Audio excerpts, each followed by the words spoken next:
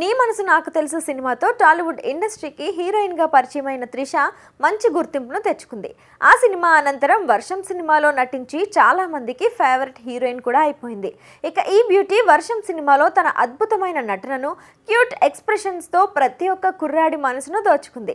4-10 వయసులోనూ ఇండస్ట్రీలో ఉన్న హీరోయిన్లందరికీ గట్టి పోటీని ఇస్తుంది. ప్రస్తుతం త్రిష చేతిలో 6 సినిమా ప్రాజెక్టులు ఉన్నాయి. త్రిషతో పాటే హీరోయిన్గా ఇండస్ట్రీకి పరిచయమైన వారంతా సైడ్ క్యారెక్టర్స్ లో నటిస్తుంటే త్రిష మాత్రం ఇప్పటికీ హీరోయిన్ గా నటిస్తోంది. అదే అందం, మంచి ఫిట్నెస్ మెయింటైన్ చేస్తూ వస్తోంది. వయసు పెరిగే కొద్దీ ఈ బ్యూటీ అందం పెరుగుతుంది అనడంలో ఎలాంటి సందేహం లేదు. కాగా త్రిష విజయ్ నటించిన latest super hit cinema the GOAT లో స్పెషల్ సాంగ్ లో కనిపించింది. వెంకట్ ప్రభు దర్శకత్వంలో ది గోట్ మూవీ వచ్చింది. ఇదిలా ఉండగా యాక్షన్ చిత్రాలలో నటించి యాక్షన్ హీరోగా పేరు తెచ్చుకున్నటువంటి భానుచందర్ ప్రస్తుతం చెన్నైలో తన ఇంట్లో నివసిస్తున్నారు.